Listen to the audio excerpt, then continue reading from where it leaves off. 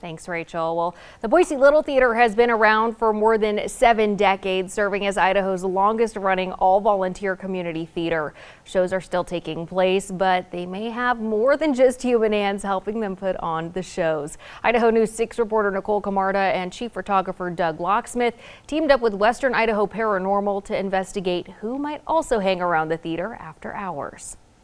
Boise Little Theater has been closed down since the beginning of the pandemic, but a few special guests have stuck around and made themselves known.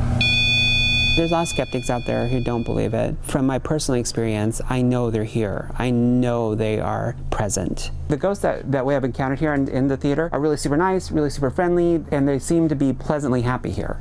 Is Justice or George here? Sometimes he won't let the lights turn on. I was standing here one night, just like this, watching the show. I could see both doors, see both light switches, and the lights came on, came off, came on, came off, came on, came off. And I'm like, and I told him to stop it, and it stopped. It was kind of peeked out. It definitely felt like you're being watched. A few times I saw shadows in doorways and heard some strange sounds tonight that we're hoping we caught on our recorders. It's really dark in here. Do you think you could turn some lights on for us? Other side of the lobby is actually the poster of the show that was on stage when the original theater burnt. Does the play The Fifth Season have any significance for you? During the fire, of course, people panic and get out, and then the 2 people who perished in the fire, the one came back into the theater to save the furs, which were on loan from one of the fur shops downtown Boise. And the other guy who actually perished in the fire, his wife went out one side of the building, he went on the other side of the building, he couldn't find her, so he went back into the theater to find her. And unfortunately, he perished in the fire. We can feel them here. Their presence is known. So what happens is when you walk through the breezeway right here, this window right here, because normally the lights are shut off into the costume room, and his face has appeared out this window looking at you. And I've experienced him looking at me a couple times.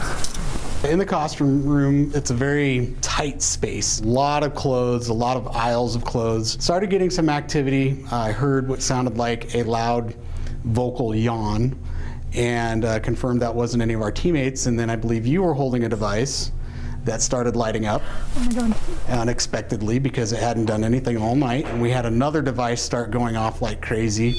Okay, now stop touching it. Not really sure what that was all about. Or are you trying to make a song?